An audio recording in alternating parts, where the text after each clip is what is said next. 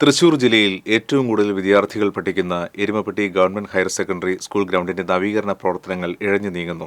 ഗ്രൗണ്ടിലെ കായിക പരിശീലനം മുടങ്ങിയിട്ട് 2 വർഷം പിന്നിട്ടു. നിരവധി ദേശീയ സംസ്ഥാന താരങ്ങളെ സൃഷ്ടിച്ചിട്ടുള്ള എരുമപ്പെട്ടി സ്കൂൾ ഗ്രൗണ്ട് ആധുനിക രീതിയിൽ നവീകരിക്കുന്ന പ്രവൃത്തികൾ അനിശ്ചിതമായി നീളുന്നതാണ് കായിക താരങ്ങളെ പ്രതിസന്ധിയിലാക്കിയിരിക്കുന്നത്. കുന്നംകുളം MLA AC മൊയ്തീന്റെ ശ്രമഫലമായി സംസ്ഥാന സർക്കാരിന്റെ 2021-22 ബജറ്റിൽ അനുവദിച്ച 2 കോടി ഉപയോഗിച്ചാണ് ഗ്രൗണ്ട് ആധുനിക രീതിയിൽ നിർമ്മിക്കുന്നത്. എന്നാൽ നിർമ്മാണം തുടങ്ങി 2 വർഷമായിട്ടും നിർമ്മാണ പ്രവർത്തികൾ പാതി വഴിയിലാണ്. നിലവിൽ ഗ്രൗണ്ട് ഉപയോഗിക്കാൻ കഴിയാത്ത അവസ്ഥയിലുമാണ്.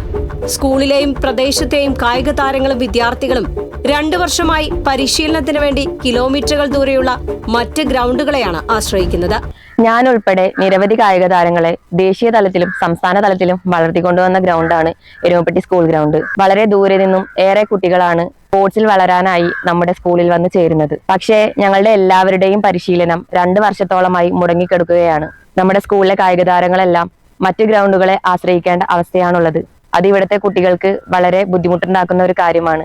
അതിനാൽ തന്നെ ഞങ്ങളുടെ ഗ്രൗണ്ടിന്റെ നവീകരണ പ്രവർത്തനങ്ങൾ എത്രയും പെട്ടെന്ന് പൂർത്തീകരിച്ച് തരണമെന്നുള്ള അഭ്യർത്ഥനയാണ് ഞങ്ങൾക്കുള്ളത്.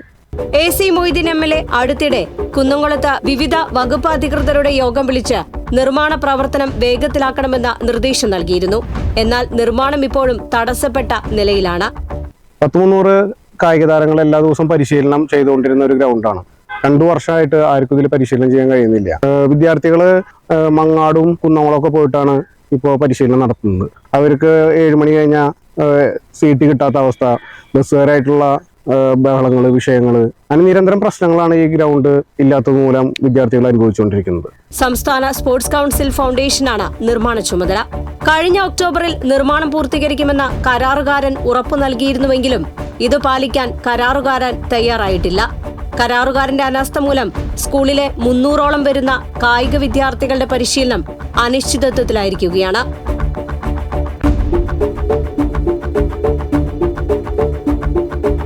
TCV news, Erumapetty.